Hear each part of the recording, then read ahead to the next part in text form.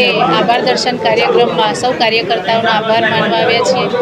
કેન્દ્રમાં એનડીએ સરકાર, એમાં આપણા માન્ય વડાપ્રધાન શ્રી મોદી સાહેબે ત્રીજી વાર શપથ લીધા છે.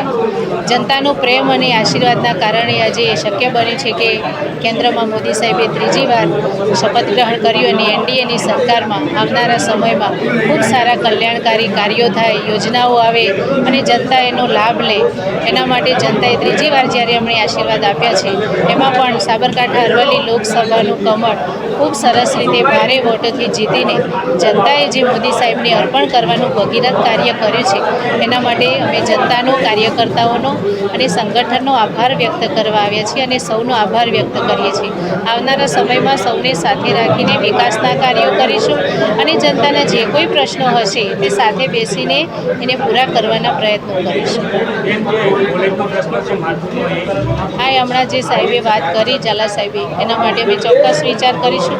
જે કોઈ પ્રશ્નો હશે એ સાથે બેસીને અમે પૂરા કરવાના પ્રયત્નો કરીશું.